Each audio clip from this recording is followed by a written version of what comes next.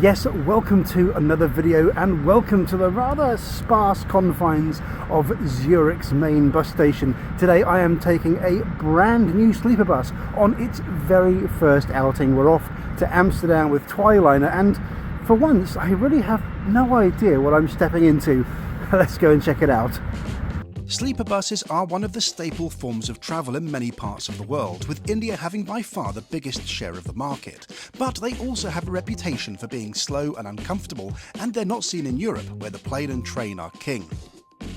A few years ago I reviewed Napaway, an American sleeper bus, and having missed out on Megabus's old sleeper from Scotland to London, I'm curious about Twiliner's marketing claims.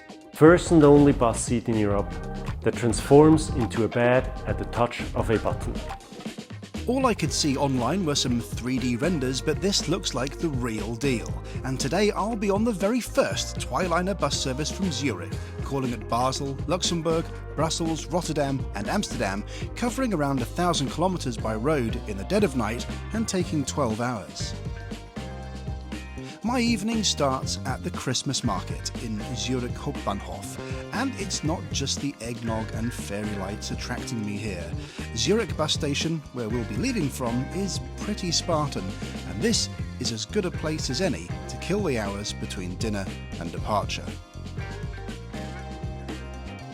It is really cold in Zurich today, with temperatures around zero and winter in full flow, so I really hope the bus is warm. About half an hour before we're due to leave, I head over. It's just a few hundred metres from the railway station, and you can see why I didn't want to spend too long here. It is a little strange seeing one of Europe's cheapest forms of travel alongside our luxury sleeper bus, but more on our stunning bus a little bit later. Zurich bus station has few facilities, some toilets and a waiting room which was heated, but apart from that, nothing. So I think I made the right call by staying by the railway station.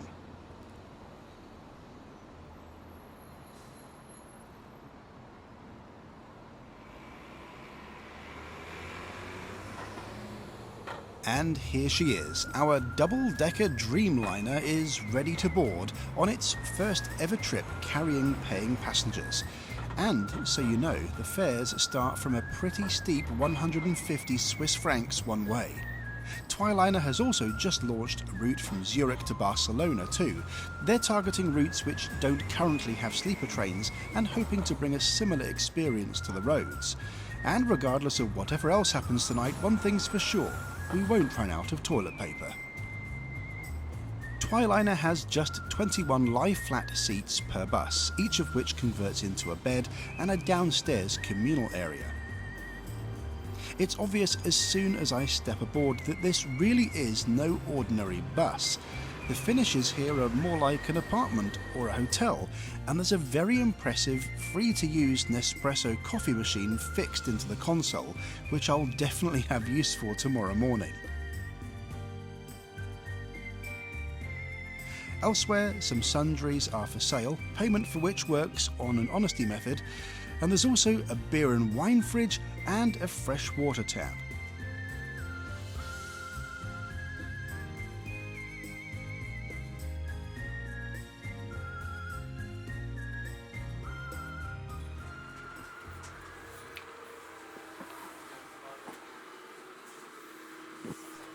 Of course, you're really here for the upstairs, which is where most of the seats are.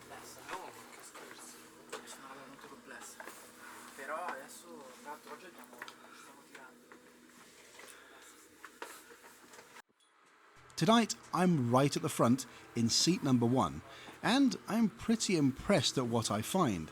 The seats are in a 1-2 configuration, and the attention to detail is really impressive. Each seat comes with a blanket and pillow, and there are even rugs laid down in the foot area. Each seat converts into a fully lie-flat bed. Twiliner doesn't employ a passenger host, so you'll need to do this yourself using the controls, but I have to say this feels a lot more like I'm about to fly long-haul business class than make a road trip.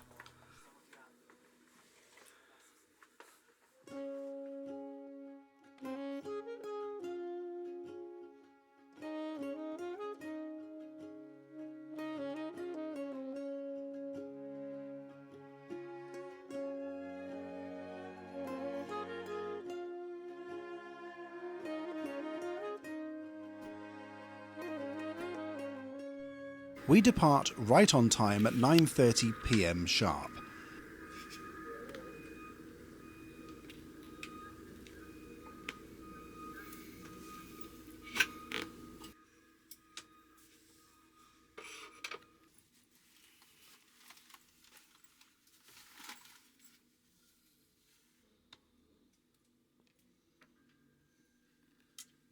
And quietly and without fanfare, Twiliner's first trip is on the road. I've got to say, I was a bit worried that this was a sick bag and they were expecting a bad ride, but thankfully this is just a rubbish bag. And the ride is actually not bad at all considering the high centre of gravity a double-decker has to contend with.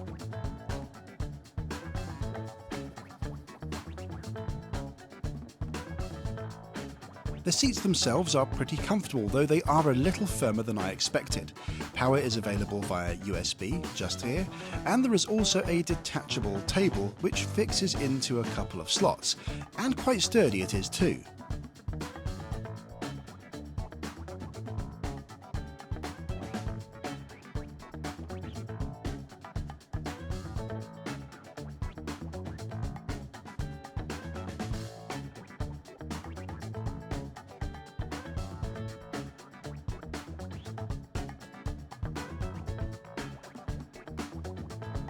If you want snacks or sundries, the leaflet has a QR code for you to make payment, and you fetch the item from downstairs yourself. It's kind of nice to be treated like an adult, though I will say the prices of the items are definitely on the Swiss side. That is, they aren't cheap. Still, there's wine and beer and even an Aperol Spritz. And you can even serve yourself in a real glass. None of that nasty single-use plastic here. Now, I wasn't actually sure if the bar would be stocked for the very first trip, so I've gone for a typically Swiss drink which I bought earlier. I wish they sold these back in Britain. Our first stop is in Basel to drop off some staff who are looking after the first run and to pick up a passenger.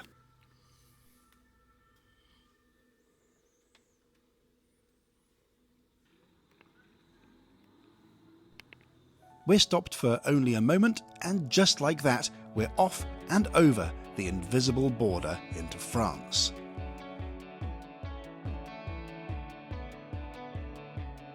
The border post here isn't manned, and we can easily pass through, as all of our driving today takes place in the Schengen area with minimal border protocols. Just check out the Swiss and French flags on the border here. Downstairs is a bathroom, which has to be the most stunning bathroom on a public bus I have ever seen. Everything is well stocked, and instead of just paper towels or even a dryer for your hands, there are branded cloth hand flannels. Now that is impressive.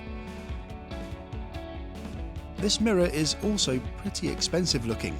It has various lighting tones and a heated demister setting. I have to say, the one thing that I really took away from this trip was just how much care and thought Twiliner had put into trying to make a bus a premium experience.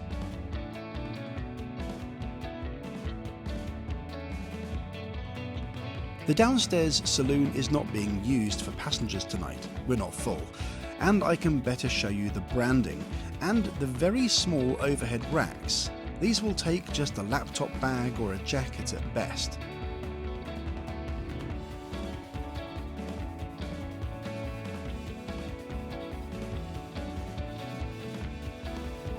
The seat lies flat at the touch of a button, and I'm looking forward to getting some sleep after a long travel day. One of the things about this being the only sleeper bus is that there isn't really a defined culture about what you should do with yourself at night. If you're in a couchette on a sleeper train, you'll probably stay in the same clothes. If you're in a private sleeper on the sleeper train, you'll probably get into your pyjamas. Flying business class on an aeroplane overnight, you'll probably even get some pyjamas to change into. But what do you do on a sleeper bus? I've brought one of my collection of airline pyjamas, which I can put on in a dedicated dressing room. Yes, there is a dedicated dressing room, complete with dressing stool and, bizarrely, a stop request button, as if you're on the number 73 London bus. I have to say, this old Emirates pyjama set really does the job, though it is worth saying the heating on the bus was definitely efficient, shall we say. Twiliner let me know by email that they were fixing this. It was actually really hot by the morning, 25 degrees in the passenger saloon.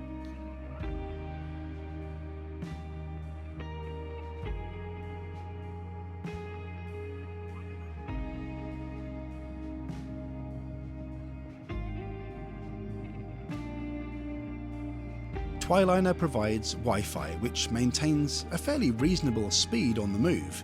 It's good enough to catch up on YouTube, although we certainly won't be going as fast as this tonight.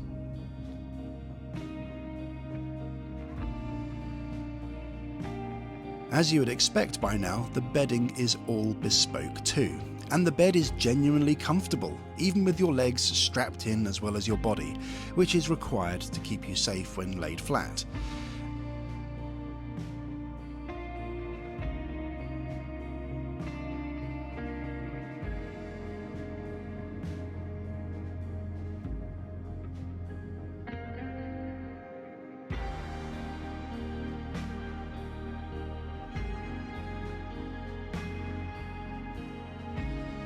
And what a surreal experience, sleeping in a bed on a luxury bus in Europe.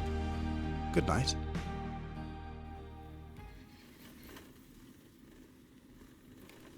This is Brussels, where I was briefly woken up in the small hours when my seatmate alighted. But apart from this, it's been a solid 6 hours of sleep, and that's a lot more sleep than I expected to get on this trip.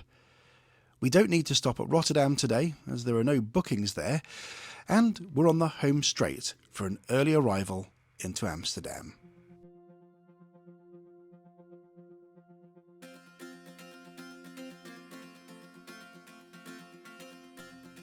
I've brought my own breakfast, but I do really need to try that coffee machine. A double espresso on the move makes me feel human again.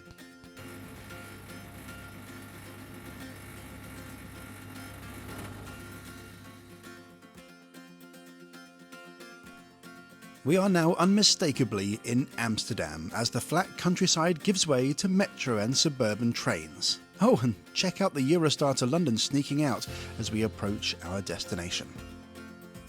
Twiliner uses Sloterdijk Station as its arrival point. This is a cheap 5-minute train ride using contactless card from the city centre. Sure, bus travel has its limitations, but Twiliner have tried to overcome these with a luxury product to deliver something sustainable and less damaging to the planet than flying. And I'm keen to know what you think in the comments. Would you try this? I'm very glad I had the fortune to be on the very first run. Bye for now.